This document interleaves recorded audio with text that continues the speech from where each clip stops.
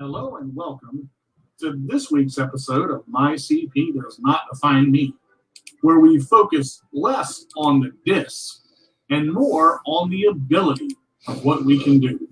Join us every Wednesday at 2 p.m. Eastern Time, live on www.letgoradio.net and on Facebook Live, where I always say, if you can't be good, be bad, but be good at it. Hello, everybody. It is Wednesday at 2 o'clock once again, and we are live on Facebook and www.letgoradio, and it is time for episode 49 of My CP Does Not Define Me. And have I got a guest for you? If you checked out the flyer last night, you will see that it's Mr. Don Hunter, and without further ado, let me bring him into the stage and welcome Mr. Don Hunter to the show. Hey there, Don. Welcome to My CP Does Not Define Me. Pleasure to have you, and hope you're doing well. How's everything going? Not too bad. Thanks for putting this together. And anyways, I think I told you I had that shoulder replacement. And I was just to the surgeon yesterday for x-rays, and I guess we're good to go, get into the physiotherapy and go from there. So things are looking up. That's awesome. So I know we were talking just a little bit before the show last night, and with everybody, with you recovering from surgery and everything, we wanted to do this a little bit sooner, but we did not have the opportunity to because of you weren't feeling well, and I know I wasn't feeling well when we tried to get everything done, and it just really kind of we had to kind of move things around a little bit. Right. So if you would, just for our viewers that are just tuning in, tell us a little bit about yourself, about your disability, and how it affects you, and we'll get into the show from there.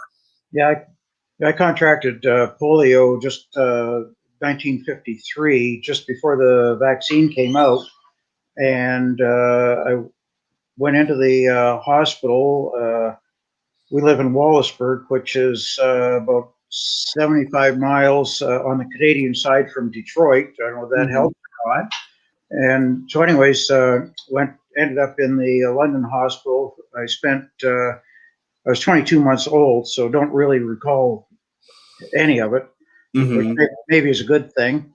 And so anyways, I spent 3 months in isolation, and then another 6 months in the polio ward, where they did physiotherapy and so on. And apparently my mother told me that when I came home, because of the polio scare, that none of the neighbor kids were allowed to come over to the house to even visit. So I was about, I guess, 3 years old then. And so anyways, the vaccine came out, and 1953, there's 9,000 cases in Canada alone of polio, with 500 deaths. And so far this year to date, there's 2 cases of polio. So eventually, hopefully, it's totally eradicated. And of course, there's lots of experiments and so on with development of the vaccine. Now, you had said that the vaccine had came out in 55, right? So it was 2 years after you contracted it? Approximately, yeah. But it was in the experimental stages prior to that. Okay. All right. Now, and the isolation was because they thought it would, as an infant, they thought it would spread. They wanted to keep it from spreading? Correct, yeah. Okay. Yeah. Was it were they worried about contact, and did they find out that wasn't a thing, or how did that my understanding is that if a person does have polio in the early stages, that somebody else can contract polio virus also. And I'm not 100% what the before you become non-contagious, I guess. I'm not sure about that, but they figured by the time after 3 months, they figured I could come out of the isolation unit then. Mm-hmm, mm-hmm. So did they determine if it was airborne or physical touch, or what would cause spread Yeah, there? I don't know. There was a family cottage up along Lake Huron, Mm-hmm. and from what my mom told me, we were up there for the weekend, and I came home, and on the Monday, my both legs and one arm were paralyzed. So Wow. they figured it was something about with the contaminated water, Mm-hmm. also can carry the polio virus. And so our family doctor lived right next door to us. She called him. He came over, and he said to get me to London that day. So that was So you actually got seen pretty quick from the time that right. all this started happening, which I guess is good, because the quicker they can catch it, the quicker they can, try to do something about it and get you, somewhat feeling good again. Right. Back then, it really wasn't understood what caused it and how it was spread. So, like I say, it was just over the years, research and development, that they figured out exactly what caused it. Very similar to what we're going through today with the COVID. Right, because they have to determine, the new vaccine and what they can do to stop it and all that. And there's the virus is contaminated. They change every so often, so it makes it different. Now you said you got the vaccine at 3 years old, and you were 3 years old.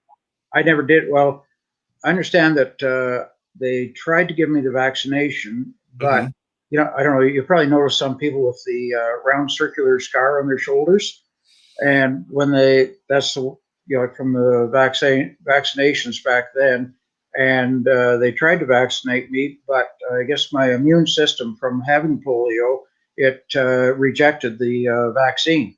Wow. So apparently, once you get it, you can't get it again. At least that's my understanding. I see. So now let's go through childhood a little bit. What kind of adversities did you have with polio as a child? I mean, were you able to walk at all? What happened with that, and did it digress? Yeah, when I came out of the hospital, I had to wear 2 leg braces and a back brace, and I used crutches. And eventually, I regained some strength in my arms, and I think it was, and then I was able to use a leg brace that just came up. I could set it all the way to the hip. Just came up just below the knee on my left leg, and I had to wear a full leg brace, which fit onto a shoe and came all the way up to your hip. And I still have to wear that one on my right leg. So how long did you wear the 2 braces and the back braces, would you say? Yeah, I think it was. I remember going to see the doctor down in London, and I think I was probably about 4 or 5 when I was able to get rid of the back brace, and then the ankle brace on my left leg. I was about. I think it was just before I started school, so about. I started school a little late. I think I was about probably 5, close to 6 years old when I was able to get rid of the ankle brace.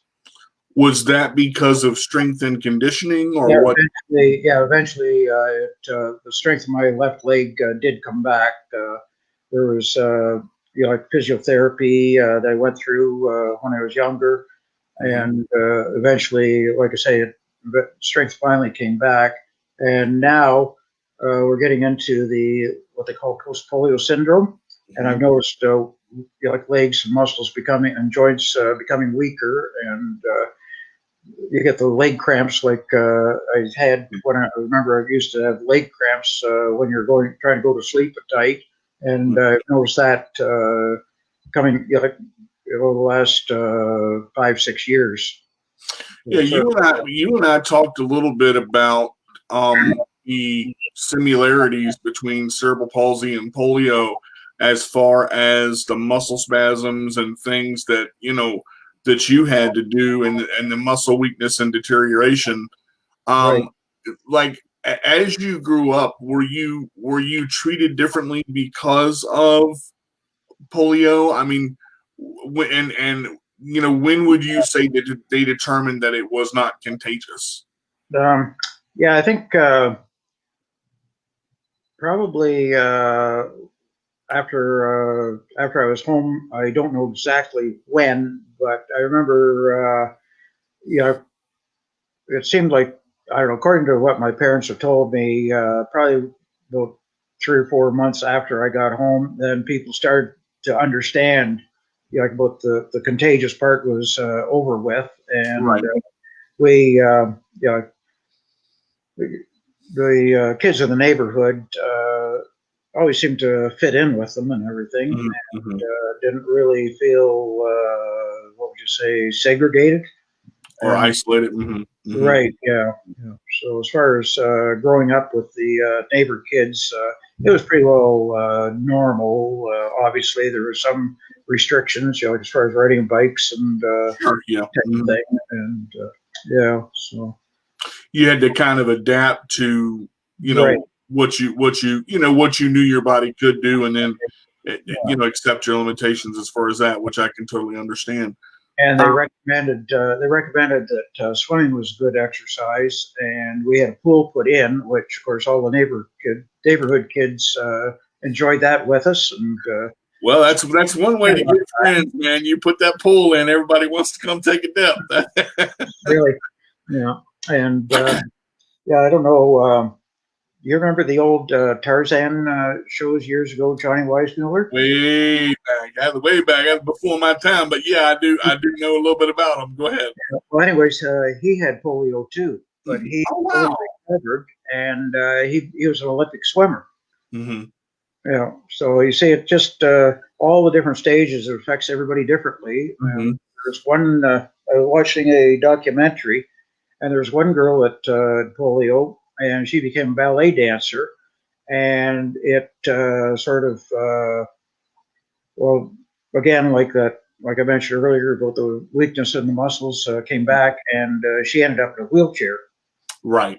So it just the whole what would you say, the whole cycle, I guess you could say. Yeah, you get a lot of diversity, and here's the difference where, with polio, there was a period, like you said, where you were contagious and you could actually catch it. And with Right. cerebral palsy, it's not contagious, but I can see where the trend of people, that don't understand would think, hey, can I catch this? Can I get this? Am I going to be contaminated? Am I going to get it? So I know there had to be, like, I would hate to have to just be isolated, even at an early age, where you don't remember a lot of it. It's still, isolation is tough. It's just, because there's not much you can do, from that point. Right. And I also think when somebody contracts polio or whatever, if that's all they know, it's a lot easier than if, say, you're 14 or 15, and then all of a sudden your whole lifestyle changed. Mm-hmm. Yeah, that's so now that you, like you said, there was some recoveries. What was your, growing up as a child, what was your support system like what kind of support system did you have to get through all this? Uh, Probably the one thing that probably about the only thing that I ever heard was that don't feel sorry for yourself. There's always somebody else worse off. Mm-hmm. Mm-hmm. And like you say, there's people that that spent their entire life in what they call an iron lung, which helps them breathe because of their muscle, like their breathing muscles and so on. They couldn't breathe on their own. Mm-hmm. Mm-hmm. Yeah, and And that's a side effect of the polio as well. it can be, yeah. Wow. Yeah, there's one guy. If you query it, man in the iron lung, Mm-hmm. and he spent his whole life in an iron lung, and he became a lawyer through correspondence school and everything. And like I say, he determined, I guess you could say. Mm-hmm. Yeah, and there's all kinds of different cases where people have, even like like yourself, you're what, black belt is it now? Yeah, I've been a black belt for almost Yeah. 6 years now since Right. well, yeah, for 2015 since 2015. Mm-hmm. Right, and like somebody looking at you or I or whoever wouldn't even imagine that.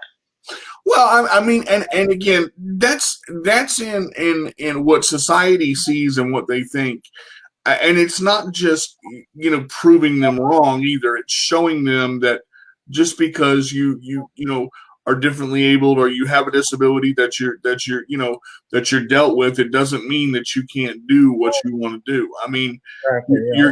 your story that you've talked about and the people that you've met, are some amazing people, and we'll get into Steve in just a minute. But I mean, so you did you graduate high school and get all Yes, the I way did. through? Okay, Yeah.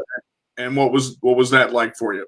The high school, Mhm. I went to a number of different schools because of accessibility. Mhm. A lot of the older schools in town, like back then, there were 2 stories. You're up and down stairs, and so I transferred to a couple of different schools in public school, where Mhm. the newer schools, they're all on one floor. And then I got to high school, and they tried to accommodate, all classes or majority of classes on one floor, so you weren't Mhm. going up and downstairs so much. Right. Mhm. But most buildings today, they've got elevators and that type of thing too for accessibility. Where back then, there wasn't any handicap parking or anything like that. Right, and that again, the ADA didn't come in until the early '70s, right? Right. Yeah. Yeah. So I mean, you kind of in a tough spot there for a while. Right. So when you graduated, what did you want to do? What did you want to Yeah. be as you grew up? I probably, if like all the counselors, they said, you should take a business course and so on. But I'd probably be more interested in, taking, like shops, Hmm. car mechanics, the machine shop, that type of thing, as Right. opposed to any businesses. And whereas today, I don't know, I think they might have a different attitude on as far as careers are concerned today. Mm-hmm. Now, I did put I'm on a Facebook page called Post-Polio Syndrome, Mm-hmm. and I put a question out there: if a person could go back and know that if you had some disability, would you continue? Would you take that lifestyle, or if you could change it and not have a disability and go for the unknown, what would you do? I was really surprised. A lot of responses was that they would select the one with the disability, knowing the outcome. Well, and here's the thing. I saw that, and I'm glad that you asked that because I've been asked that before, and I've said before, my CP is part of who I am and what I am, and it doesn't stop me. But and I realize the show is called My CP Does Not Define Me, but it does in some ways. But I'm not going to let it stop me from what I want to do.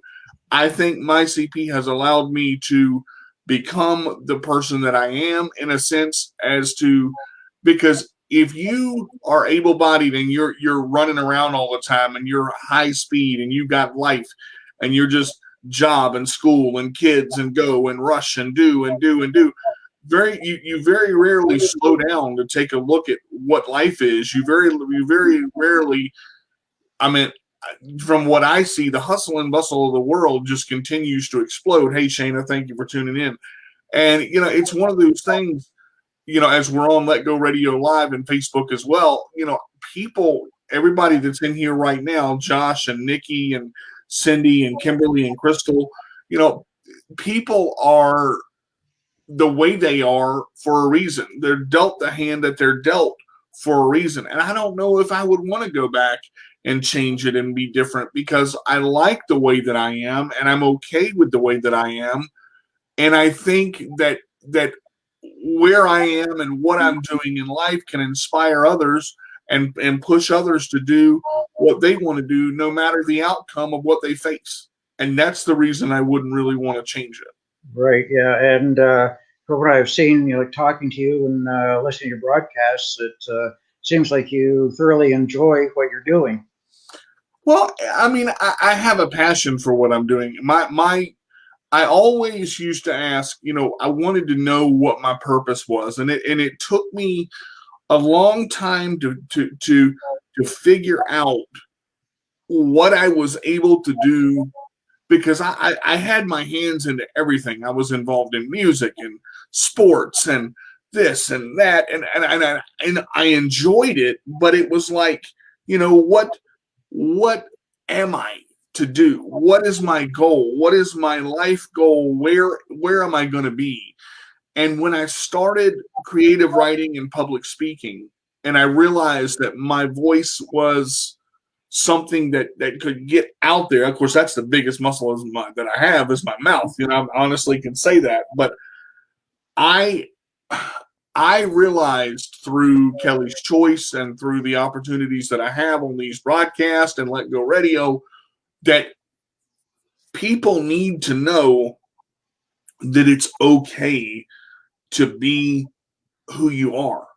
And who you are is okay once you find comfort in your own shoes. It takes a while for people who struggle to find themselves to find not necessarily what they're good at, because you can be good at a lot of things, but what you're passionate about is what you really have to fight for, and what you really have to go through. Some of the comments here, Edwina Wilson says, right, acceptance. Charles, Charles says we don't have any differences. Shayna said, God created us the way we are for a reason. Kimberly says, my CP is my normal. I don't know any other way, and I wouldn't change that. Shayna says, I used to struggle with finding my purpose too. We are who we are is what we are, and I understand that. I don't know if I would want to change the mentality of myself, because it took me a long time to accept and find out who I was, and I wouldn't want to have to go through that again, because it would be different, and I like the way I am. How did you evaluate that question when you wrote it? Yeah, I said it'd be a hard choice to make, and I'm pretty sure that I would probably take the same route that I was dealt, going through life with the polio, as opposed to selecting the unknown. Yeah, because it could have been worse, and you never know. And I understand that phrase now. And you used to hear that, and when you're in it, and when you're in it deep, and when you're struggling, and you hear somebody say, don't whine too much, or don't get too upset because there's someone always worse off than you. Sometimes you don't want to hear that, but that's the truth, man. There are a lot of people out there that struggle with a lot of stuff.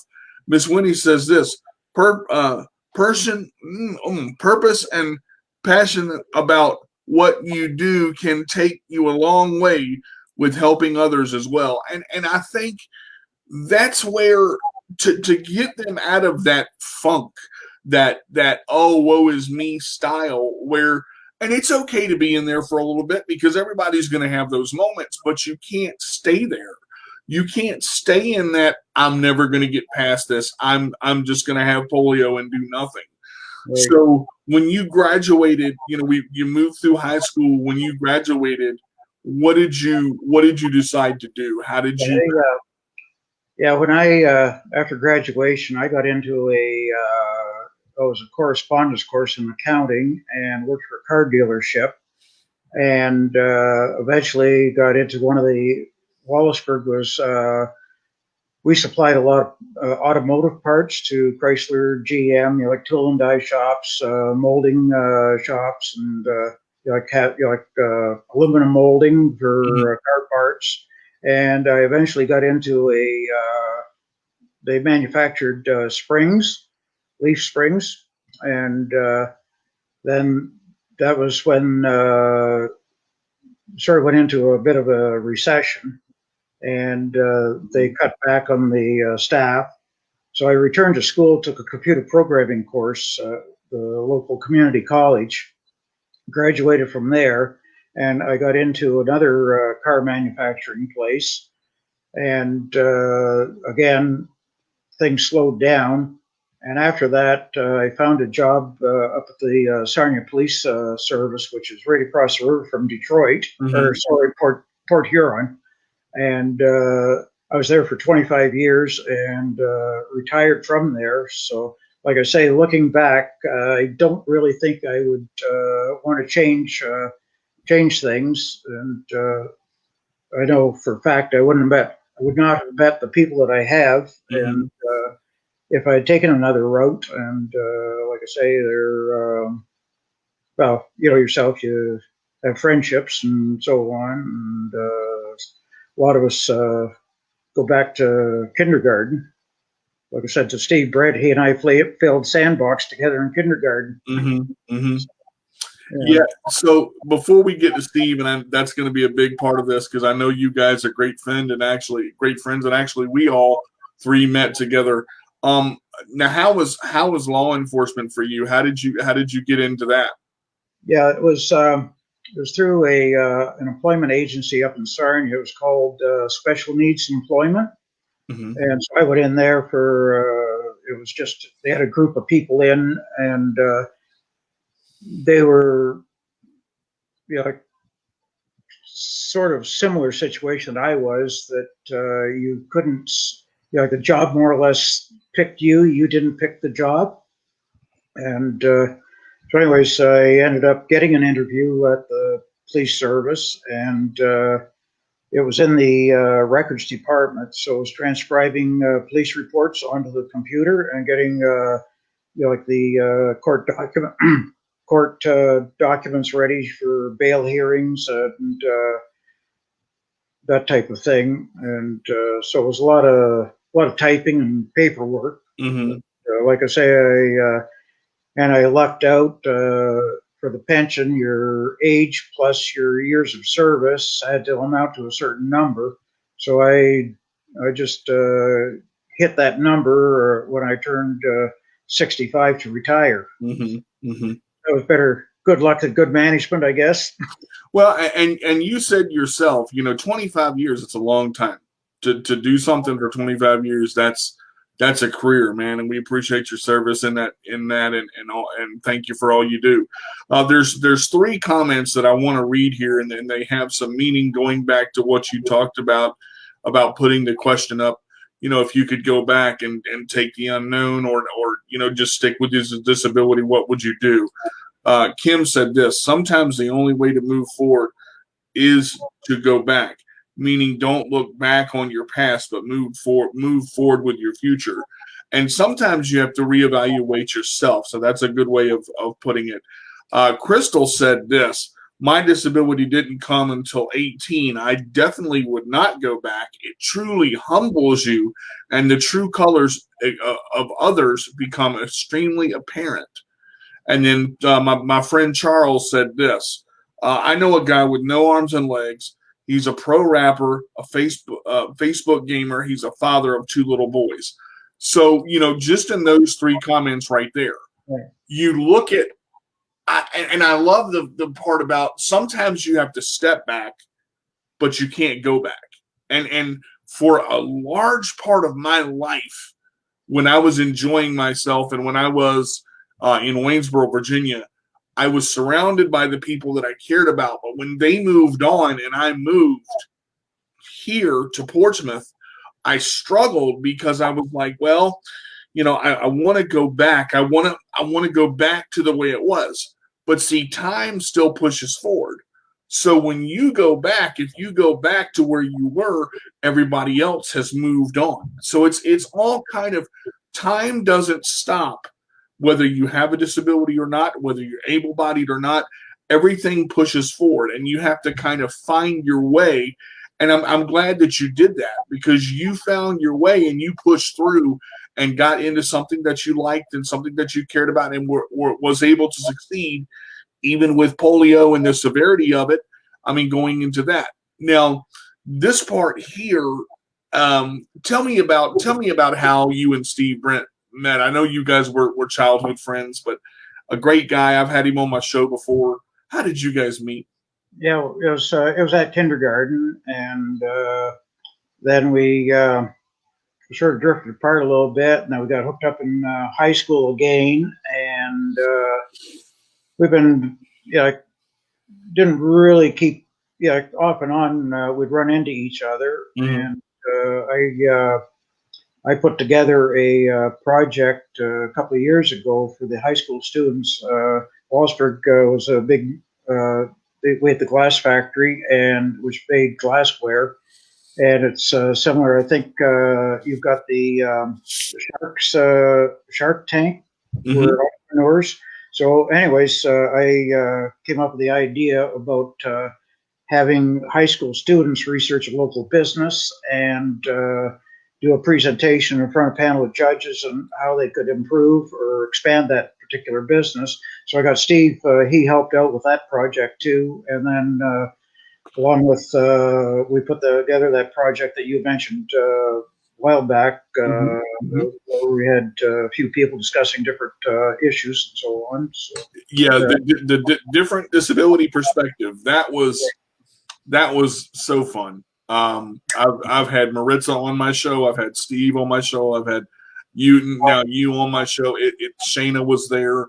Jamie was there. Just and people need that. I think to be able to get a different view from men and women that all have different walks of life and different pieces. We all wear different shoes. And even though we don't get around the same way, we have to find a way to get from point A to point B.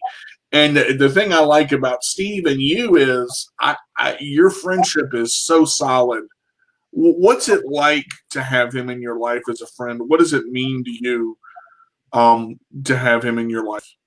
I think the biggest thing is just knowing someone that you've known for that many years is quite an accomplishment right there.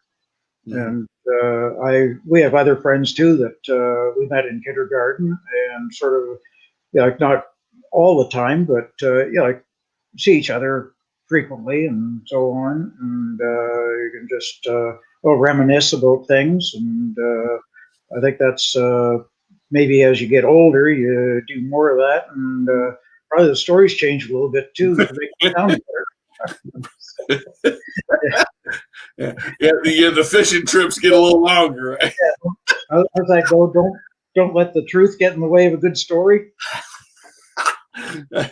I have to ask you this, and I know you just went through the shoulder surgery, and I think you and Steve about the same time had surgery around the same time, because he's had it. He had a hip replacement on March the 18th, I believe it was. Mm-hmm. And last I heard, it sounds like he's getting along pretty good. And I'm getting to the point right now that I've got more friends with replacement parts than I do without. If you could get them all together, you make a whole new person. Let me just before I forget, there's came across a guy. He's out Manitoba, I think it is, and he also was born without any arms. Alvin Law, and he's a motivational speaker, and he's all over the place speaking. And I've been in contact with him. think I passed your show on to him. Yeah, actually, we talked about him. We were going to have him on the disability perspective, but it just didn't pan out. How did you get in touch with him? Because I know you talked a lot about him. Yeah, to be honest, it was through Facebook, Mm-hmm. and I think it might have been through.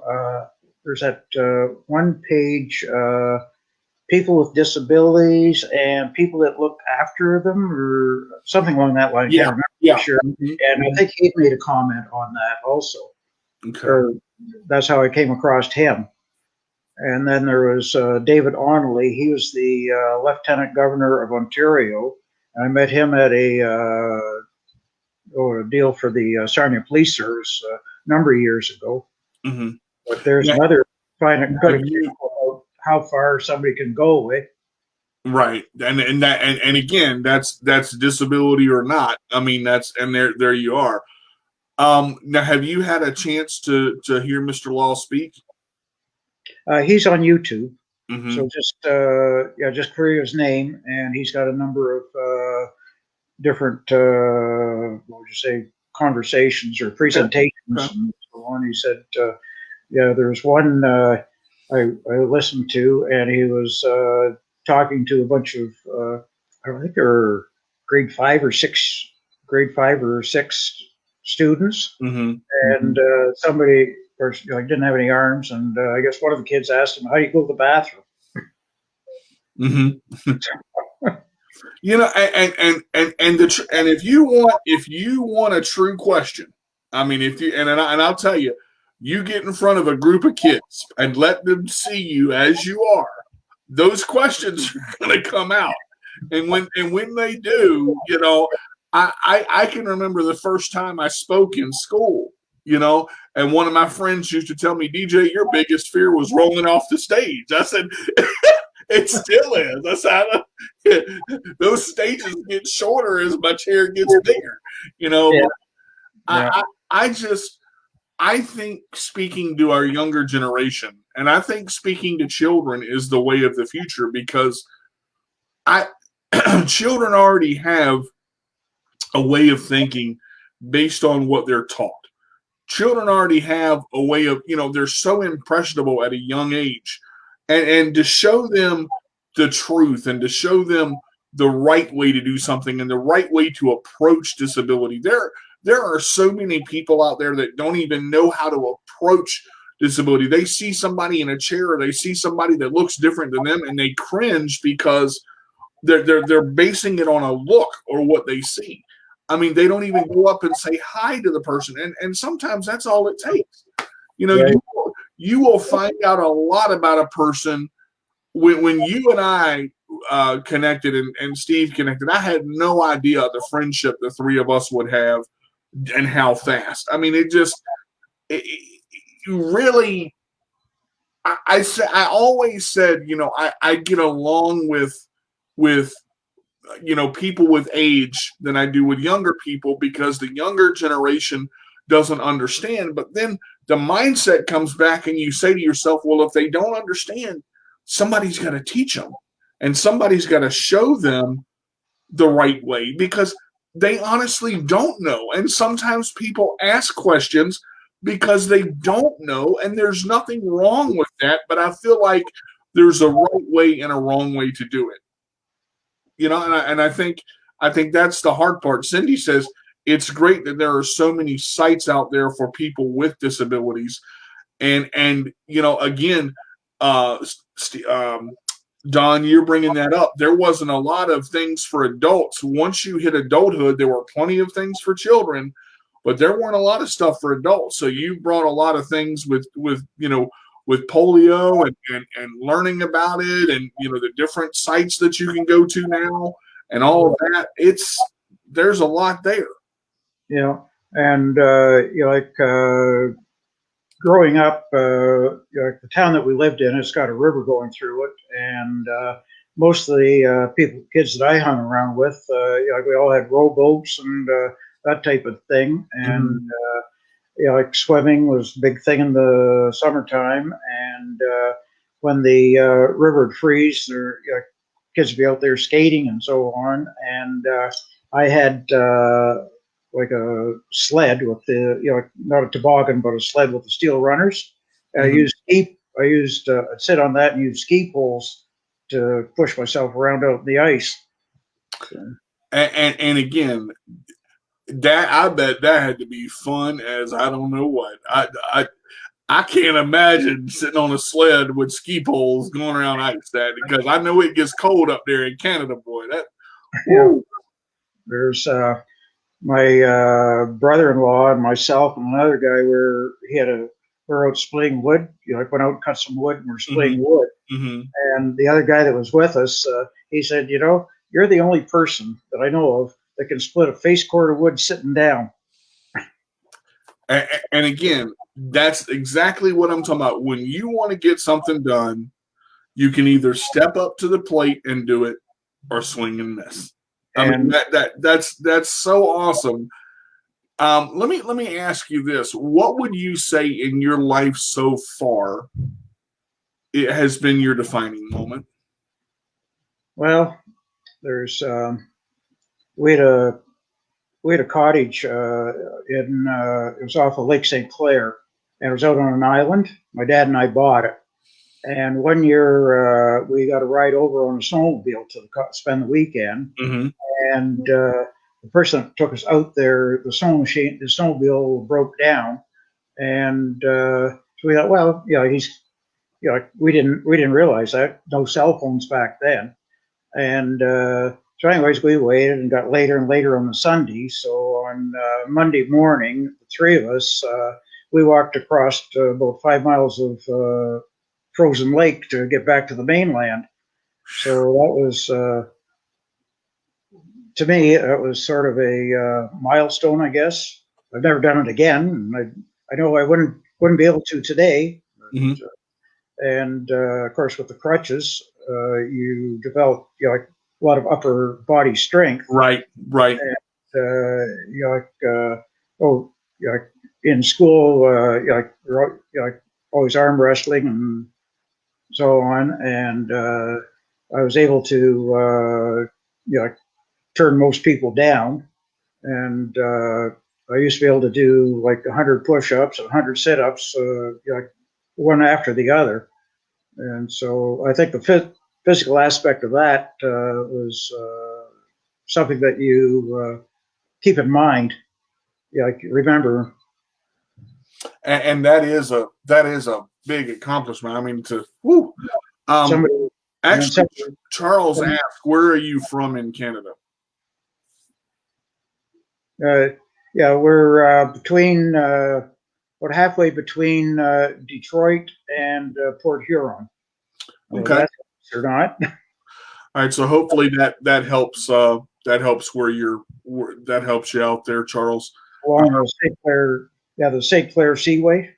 Okay, all right. Or St. Lawrence Seaway, the Lake Huron, and then there's the St. Clair River, which joins into Lake St. Clair, which goes down the Detroit River. Okay, all right. So that gives a little bit more of of the lay of the land, so to speak. So right. now to flip the switch a little bit, what would you say was one of your darkest moments, and how did you come out of it? I think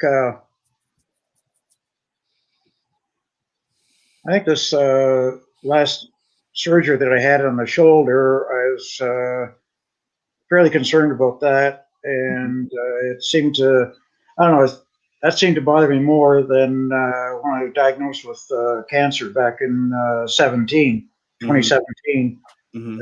and did the chemo, and I think the type of cancer, it wasn't real serious. It was right. non-Hodgkin's lymphoma, but you still went through the chemo. Mm-hmm. And I think with the shoulder surgery, it was always in the back of my mind, would I be able to do what I could do prior to it? Mm. There's the pain and everything prior to the surgery, but if something goes wrong, then where are you going to be? Right. So I think that was more more of a concern than other things. And we just, like I say, I went in on February the 1st and went back towards the end of February for X-rays and checkup. And apparently the shoulder had become dislocated. Mm-hmm. So March 1st, we went back in to repair it. And so far, things are on the upswing now. Mm-hmm. So physiotherapy was just in today, Right. and went over some, some therapy and stuff that we have to do. So that's a little more encouraging now. Right, and you're able to do some of that with Right. yeah. Mm-hmm. So when you had the surgery and you were in that moment of am I going to be able to do this? How did you figure it out? Did you have people to help you? What was that? Yeah. Before the surgery, because of COVID, my daughter works in a hairdressing salon, Mm-hmm. so she was out of work, which worked out good because she's here with me to help out around the house, cook meals and that type of thing.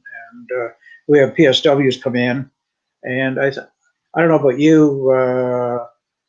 It's hard to do when you're looking at some major event in your life that's traumatic. Mm-hmm. And it's you just have to try and put it in the back of your mind and focus on something positive.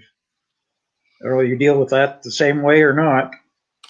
That's a great way I have heard that so many times. When you're in a situation, you've got to look at the positive side of it. You can sit there and look at the negative all day long, but if you look at that negative, you're not going to get anywhere.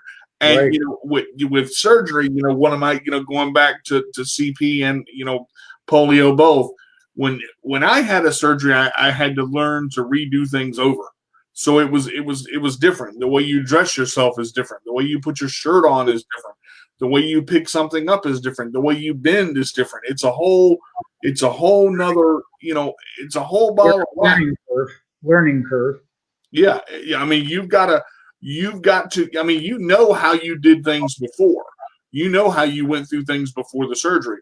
You were used to doing it. Now that muscle is tight or that muscle's been rebuilt. So you've got to shift and move and bend and say, wait a minute, that doesn't work. I've got to try it from this side. So Right. you've got to learn and train yourself on how to do things sometimes all over again.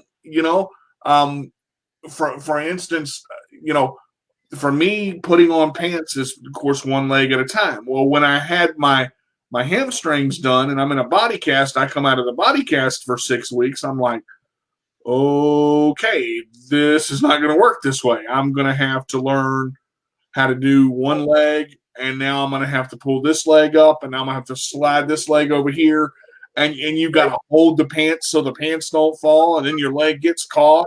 I mean, it's a whole thing where you've got to just learn a new way to do something, but you can get it done, and Right.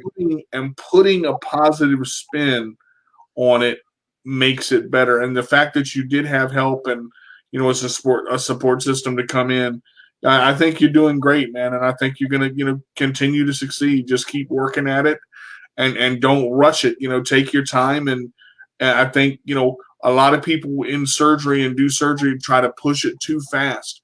Right. The doctors do what they say, and physical therapy is important. Right. Whether it's CP or whether it's polio, muscle deterioration and muscle tightness are a big thing. And you have to keep stretching. You have to keep working. You have to keep going at a level, because if you lose what you have, you can't move. And if you can't move, that's a bad thing. Because the last thing you want to end up is getting people to move you when you could do it yourself before, and now all of a sudden you can't. You've got to find a new way to do things. Right. Yeah. And don't lose your sense of humor. That's a big one. That's a big one. Laughter has a power in it that just can cut through almost any situation. You can go through pure heck to keep it clean, and somebody can make you laugh, and it revitalizes you. Laughter is, Robin Williams said, laughter is the greatest endorphin I could ever take, because it's something Yeah. that just does something to your entire body. It's a medical fact that when you laugh, and you laugh hard, that deep belly laugh, you burn 3 calories every time you laugh. And a lot of people are going, man, I got to laugh some more, burn some more calories. But laughter does something. The laugh of a child, or the laugh of someone else, it's very contagious. Right. And it makes a person feel good to be able to laugh with someone instead of laughing at them. And I think that's, Yeah, I don't know whether well, I put on that Post-Polio Syndrome about like there's a lot of a lot of it was people talking about aches and pains and that type of thing, and so I put out there, like, why don't let's change things for Fridays, and every Friday you think of something comical or along that line and post that. And I don't know what I told you about. There's my sister and her husband, and myself and a cousin of ours. 4 of us went to Florida a few years ago, and we're in this bar, and there's one guy walked in with a artificial leg, and of course I had my leg brace and my crutches and wheelchair, and I said, I wonder if he'd like to split a can of WD-40.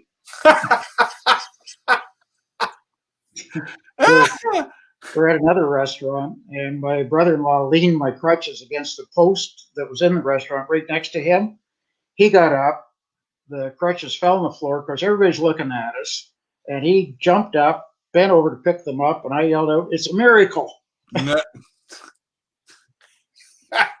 I probably can think of one of my greatest stories with CP was we were in a Applebee's one night, and it was Applebee's usually doesn't close till around 2 a.m. around here, and I had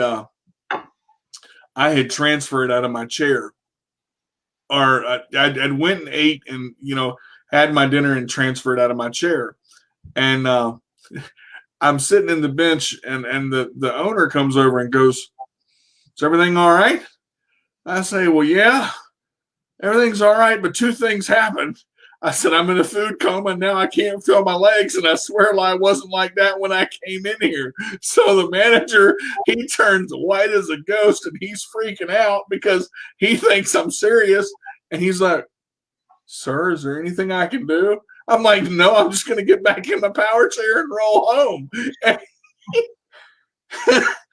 And he stopped for a second and came out sad with me, and he said, "You had me for a minute." He said, "That's the funniest thing I've heard in a long time." I said, "Well," I said, "at least I did something right." And Cindy says you have to have a sense of humor through everything, and I believe that that's so true. Right. Don, would you do us a favor and just leave us a word of inspiration for our viewers before we end the show today? Oh boy, I don't know. Like the best. Okay, friend of mine. She was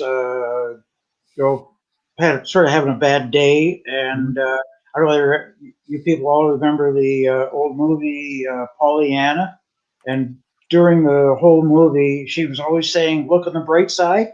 So, this friend of mine, if she gets like not having a great day and so on, I say to her, "Well, why don't you just go home and watch Pollyanna and look on the bright side?" So I think that attitude, I think, helps a lot.